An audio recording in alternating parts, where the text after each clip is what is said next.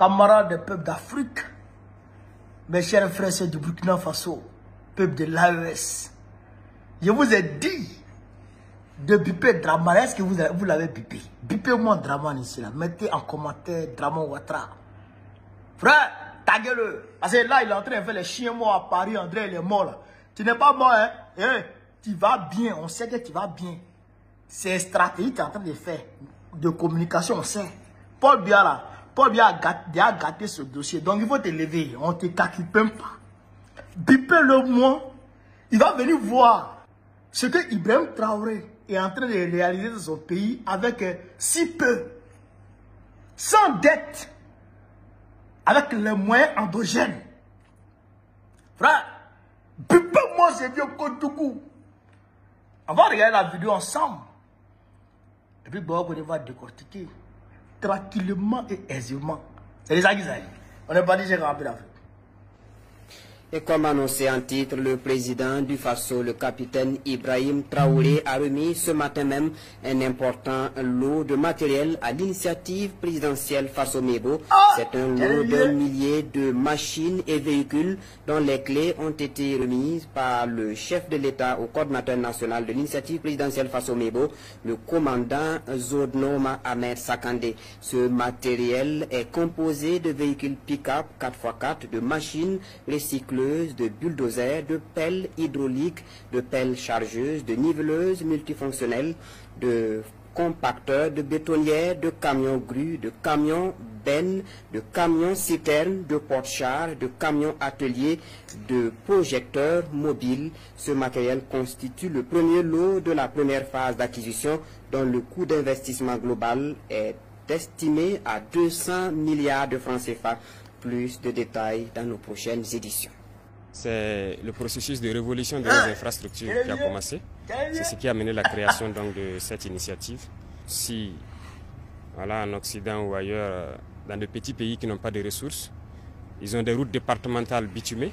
Il n'y a pas de raison qu'au Burkina Faso, nous ne puissions pas bitumer nos voies. D'autant plus que nous avons toutes les ressources sur place. Voilà pourquoi nous avons décidé de créer l'initiative pour aller très vite, pour pouvoir construire nos routes, nos autoroutes aussi, et pour allier nos différentes villes. Parce que dans ce que nous vivons actuellement, les soldats, les combattants sur le terrain ont plus que jamais aussi besoin de routes. Vous pourrez les demander, leur priorité actuellement c'est la route. Et ça contribue beaucoup à la reconquête du territoire, à plus de 50% je dirais. Donc pour les accompagner également, nous avons besoin de construire beaucoup de routes pour les permettre d'effectuer donc avec audace et témérité. Et leur mission est que nous puissions donc accompagner cette reconquête-là. Et en plus de ça, que ce soit nos producteurs, nos transporteurs, nos commerçants, tout le monde a besoin de routes. Et cette initiative a pour mission de pouvoir accomplir cela. C'est un vaste programme, ça ce n'est qu'un cinquième, je dirais, du matériel qui est attendu. Dans la première phase, qui est un investissement d'environ 200 milliards. Et la deuxième phase va suivre, qui sera donc la partie bitumage. Et le rythme dépendra donc de ce que le peuple aura souhaité, parce que très bientôt nous leur ferons un point de situation. L'objectif étant de pouvoir bitumer chaque année entre 3 000 et 5 000 km au Burkina Faso. Et j'espère que nous pourrons commencer très bientôt les travaux pour le bonheur du peuple burkinabé. Donc voilà ce qui nous a amené ici. Et il y aura une dernière phase qui va beaucoup impliquer les populations. Et donc cette phase, nous attendons aussi que les gens puissent vraiment accompagner tous ceux qui travaillent au niveau de l'initiative pour qu'on puisse aller vite et bien et vraiment prendre soin de nos routes. Camarade peu d'Afrique. Ça là, si on n'a pas décortiqué ça là, est-ce que c'est normal? Ça là, si on n'a pas décortiqué ça pièce par pièce, est-ce que c'est normal, chers camarades peu d'Afrique? Non, Yoroman, il faut décortiquer. Parce que si ce n'est pas décortiqué, il faut qu'on décortique ça. Il faut décortiquer. Est-ce que vous avez bipé Draman même? Bipez-moi le vieux Kotougou, chers camarades peu d'Afrique. Il me dit, il y a des petits pays en Occident qui n'ont pas de ressources naturelles, bien entendu, qui construisent des autoroutes avec la qualité, avec le goudron de qualité. Et nous, qui avons tout, nous on roule sur la terre rouge. nos véhicules vont s'embourber. Comme cela s'est fait entre Daloa et Gagnoua. Entre San Pedro, chez camarades Peu d'Afrique, et Gagnoua, San Pedro, Gagnoua, la route San Pedro. Sur la route de la côtière, San Pedro Abidjan s'est gâté. De mon village, Séguéla, Kani, c'est gâté. C'est moi qui vous parle. Séguéla, Kani, allez où je vous parle là. Aujourd'hui là, on est le 28. Allez-y à Séguéla et puis de Séguéla, allez-y à Kani, vous allez voir s'il y a route. Séguéla, Kani, je parle de ma région natale, allez-y voir s'il y a route là-bas. Alors, le capitaine dit, on ne peut pas accepter ça. Les petits pays comme la France, bon, il n'a pas dit la France, mais moi j'ajoute dessus. Les petits pays comme la France qui n'ont pas de ressources naturelles. La France n'a pas de pétrole, elle n'a pas de gaz, elle n'a rien. Mais toutes ces routes sont bitumées. Les routes départementales, les routes nationales, tout est bitumé. Les autoroutes, les périphes, tout est bitumé. Tout. Ça vient d'où? Ça vient de l'Afrique. Donc, comme nous-mêmes, on est en Afrique, nous-mêmes, on sait maintenant, c'est que nos ressources là, c'est que ça vaut, et puis c'est qu'on peut faire avec ça. Donc, nous maintenant, on fait avec ça, en travers nos ressources naturelles. Donc, je suis en train de dire ici. Deuxièmement, chers camarades Peu d'Afrique, on va répéter à petit. On dit ici, chers camarades Peu d'Afrique, remise d'équipements à l'initiative présidentielle Faso Mebo.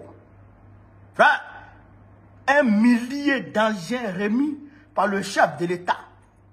Autour de 5000 km de routes à bitumer par an. 5000 km de routes. 5000 km de routes à bitumer par an. Est-ce que vous avez compris ça? 5000 km par an. Ibrahim Traoré, il a 5 ans à faire d'abord, avant de parler d'élection. Donc ça fait 5000 km de route. Abidjan, Ouangolo-Dougou, ça fait environ 1000 km. Abidjan, Ouangolo-Dougou, tu traverses la Côte d'Ivoire en deux. Ça fait 1000 km. Donc ça veut dire que tu fais bitume de ça une fois, 2 fois, 3 fois, 4 fois, 5 fois. C'est-à-dire que chez Camarades Peu d'Afrique, il n'y aura pas de route départementale, ni de route nationale au Burkina Faso qui ne va pas avoir goudron. Toutes les routes du Burkina Faso seront goudronnées. C'est ça que ça veut dire ici. Ça là, le capitaine est en train de vous dire que les routes que vous empruntez et puis souvent vos rêves vous font mal, tout ça là, c'est fini maintenant. Lui, il a pris la décision. Tout le monde sera servi, tout le monde aura goudron. C'est ça que ça veut dire d'abord. 5000 km par an.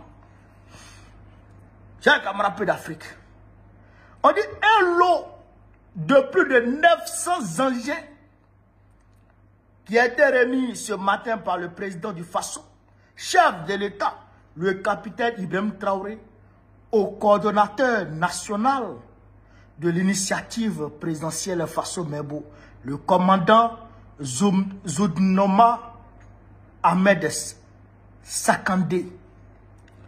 Ce matériel est composé de véhicules pick-up, 4x4, de machines recycleuses, de bulldozers, de pelles hydrauliques, de pelles chargeuses, de niveleuses, de bétonnières, de camions grues, de camions bêtes, de camions citernes, de porte-chars, de camions ateliers, frère, d'engins compacteurs, de projecteurs mobiles, etc.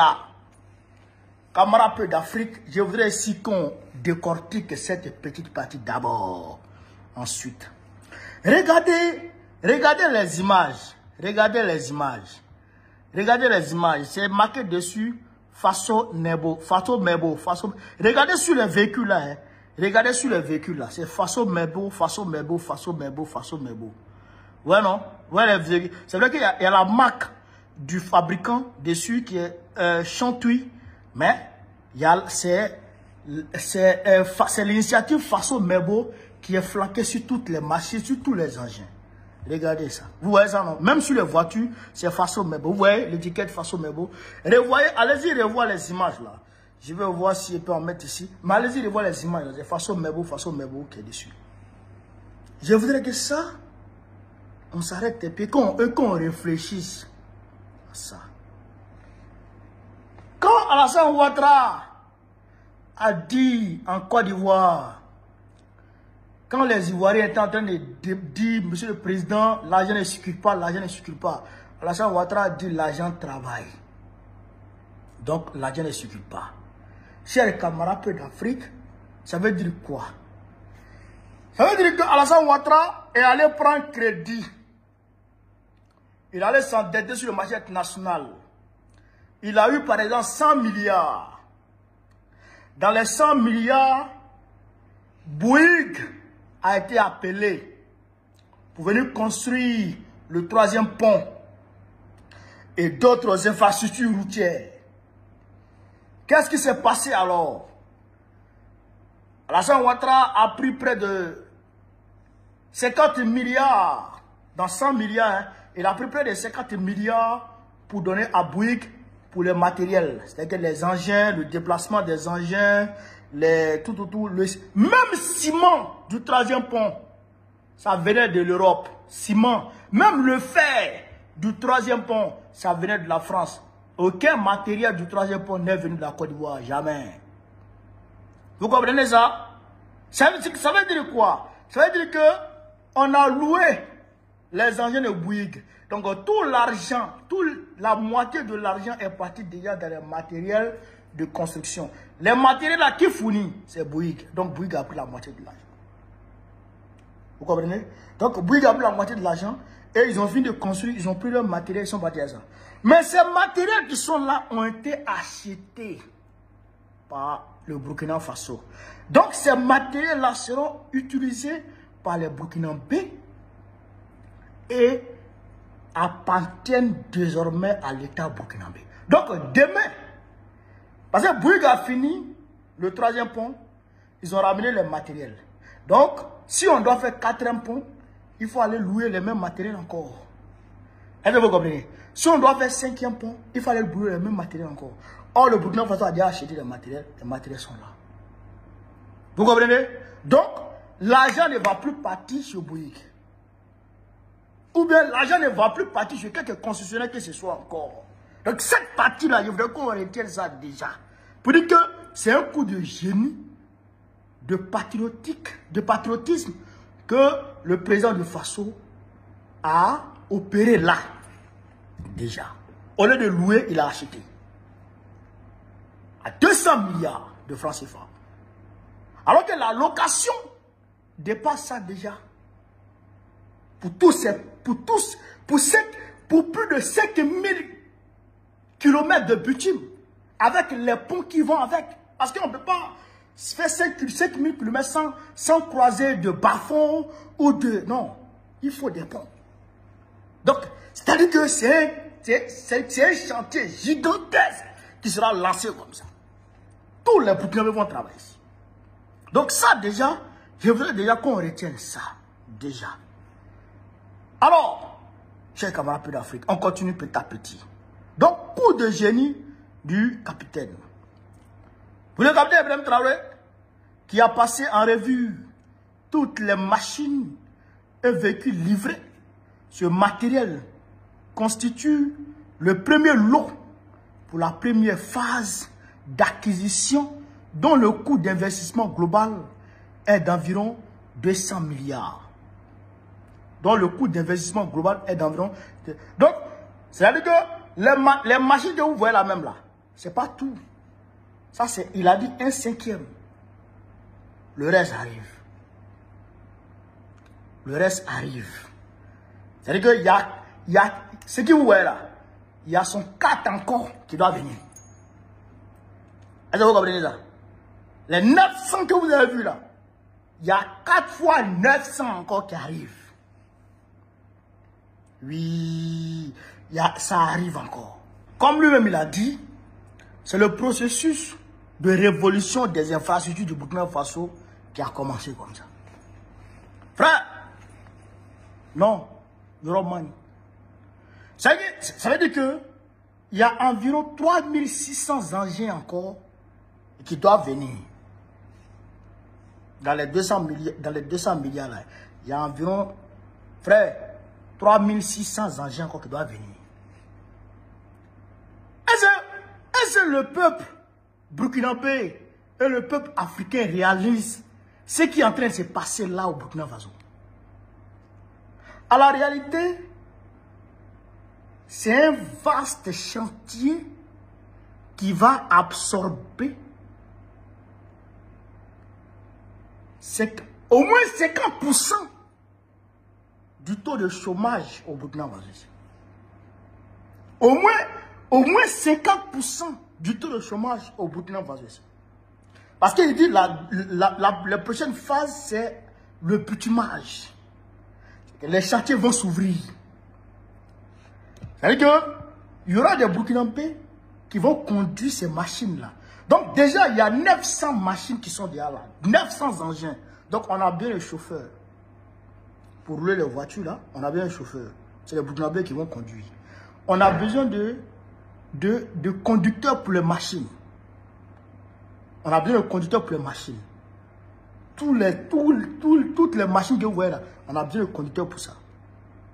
Celles qui vont venir encore, on a besoin de conducteurs aussi pour ça. Est-ce que vous comprenez ça? Donc il faut dire que environ, frère,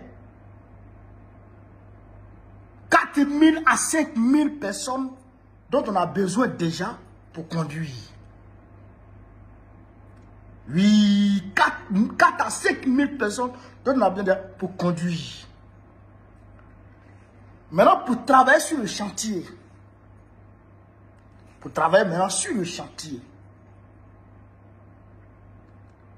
Ceux qui vont aller prendre les sables, ceux qui vont aller faire ceci, ceux qui vont travailler avec les techniciens, ceux qui vont faire ceci, ceux qui vont... C'est des... Sur combien de kilomètres? 5000 km par an. Le capitaine est là. Au moins pour 10 ans. Bon, je ne sais pas, les chantiers vont prendre 5 ans. Mais prenons 5 ans déjà. 5000 fois 5, on est déjà à 25 000. 25 000 km. Donc, toutes les régions du Burkina Faso, là, toutes les régions du Burkina Faso, il y aura du boulot. Tous les jeunes du Burkina Faso qui sont partout établis dans le Burkina Faso, partout établis au Burkina Faso, auront du boulot. Oui, ils auront du boulot. Ça là, ça me rappelle, c'est comme rappel d'Afrique. Après la guerre, la deuxième guerre mondiale en France, quand le plan Marshall a commencé, quand le plan Marshall a été lancé par les Américains, où ils envoyaient les équipements industriels en France et en Europe, pour commencer à réhabiliter les infrastructures qui avaient été brûlées, qui avaient été détruites par les Allemands, ou pour rénover, ou pour construire d'autres infrastructures. Il y avait du boulot à gogo. Il y avait du boulot à gogo. C'est à ce moment, il y a eu la naissance des foyers. Foyer malien, foyer sénégalais en France. Houphouët-Boigny n'a pas accepté qu'il y ait foyer ivoirien. Bon, je pense que le président burkinabé aussi n'a pas accepté qu'il y ait foyer burkinabé. En tout cas, les foyers maliens, les foyers trucs, c'est comme ça que c'est venu. On cherchait les gens pour venir en France pour venir travailler. Vous comprenez ça? Vous comprenez? Parce que les vastes chantiers avaient été ouverts et les gens avaient commencé à travailler. Vous comprenez? Donc aujourd'hui là, Les chantiers qui seront ouverts là, tous les Burkinabés vont travailler. Sauf si tu es paresseux. Parce qu'il y a des emplois directs et il y a des emplois indirects. Quand les gens sont sur le chantier, ils ont un peu d'argent. Hein? Ils veulent manger du bon. Ils veulent aller faire ceci, ils veulent aller faire cela. Ça crée des opportunités d'emploi. Vous comprenez ça? Selon les besoins des travailleurs, il y a des emplois qui se créent ici et là. Ce qu'on appelle les emplois indirects. Ça va attirer les investisseurs quand ils vont voir ce qui se passe. Il y a d'autres entreprises qui vont se créer. Ça va fluidifier le trafic. Bobo Ouagadougou, si ça prenait, bon, on dit là-bas c'est déjà bon. Il y a quelqu'un qui était là-bas la dernière fois qui a dit que c'est cool. Il y a d'autres routes qui ont été dynamitées par ces bâtards-là. Tout ça sera réhabilité. Tout ça, ça sera cool. Franchement, c'est maintenant que, en réalité, la marche vers le progrès au Burkina Faso et dans l'AES vient d'être amorcée. Ça vient d'être amorcé avec le lancement de ces chantiers. Nous comptons sur nos FDS et les VDP pour garantir, pour sécuriser ces travaux-là, pour ne pas que ces bâtards-là viennent nous emmerder lorsque nos citoyens seront en train de travailler. Camarades peu d'Afrique, il faut saluer le capitaine Ibrahim Traoré pour ce génie qu'il a eu, pour ce coup de maître qu'il a eu. Et je dirais pour ce patriotisme qu'il a. Donc, chers camarades peu d'Afrique, voilà un peu décortiquer ce qu'il voulait dire. Au niveau de la Côte d'Ivoire, vous voyez, Draman Ouattara, il arrange Abidjan seulement, le reste il s'en fout. Le reste il s'en fout. Il a dit, allez-y voir Séguéla, Kani, allez-y là-bas, ça c'est chez moi, allez-y là-bas. Ou prenez Man Odjene, prenez là, Man Odjene. Prenez cette voie là. Vous n'allez pas croire. Prenez la côtière même sans métro à Abidjan. Les deux villes portières là. Prenez là. Vous allez voir ce qu'il dit là. Il bavarde à la télévision. Sur les 35 000 milliards de dettes. 35 000 milliards de dettes. Ça dépasse ça maintenant. On va vers 40 000 milliards. Parce que là, il est en train de prendre seulement. Parce qu'il y a des dettes même qui ne déclarent pas. Sur les 40 000 milliards de dettes là, environ là, il y a 30 000 milliards seulement qui ont été utilisés pour le réseau routier. 100 milliards étaient détournés par Lasnet Diaby, DG du Fer, Fonds d'entretien routier. Il a détourné 100 milliards. Regardez ce que Ibrahim Traoré vient de faire avec 200 milliards. Adama Bitogo a détourné 600 milliards. Aujourd'hui, on ne sait pas qui a détourné quoi. 600 milliards de nos francs. Regardez ce que Ibrahim Traoré vient de faire avec 200 milliards seulement. Ils prennent notre argent, on ne sait pas où ils vont avec. 600 milliards. Et regardez le troisième pont. Le troisième pont là. 125 milliards. Le troisième pont seulement. 125 milliards. Le cinquième pont là. 113 milliards. 113 milliards. 125 milliards. Autour de 200 milliards. Le troisième pont là. Et c'est Bouygues qui gère le troisième pont sur 30 ans. Sur 30 ans. C'est jusqu'en 2044. C'est Bouygues qui gère ça. Ça ne nous appartient pas. Ça n'appartient pas à la Côte d'Ivoire. Troisième point ne nous appartient pas. Quatrième point ne nous appartient pas. Cinquième point ne nous appartient pas. Quatrième point ne nous appartient pas. Rien ne nous appartient en Côte d'Ivoire. Même le palais présidentiel où Draman dort, ça ne nous appartient pas. Camarades peu d'Afrique, voilà un peu ce que je voulais vous dire sur cette vidéo. Sur ce, vive l'Afrique libre, vive le panafricanisme, vive IB, vive Tiani, vive Assimi Goïta, vive l'AES, Gbagbo, président de la République Côte d'Ivoire, en octobre prochain, Inch'Allah, on est ensemble les gars. Merci. N'oubliez pas de vous abonner et d'activer la cloche de notification pour rester informé de nos prochaines vidéos. Restez à l'écoute pour les développements passionnants à venir.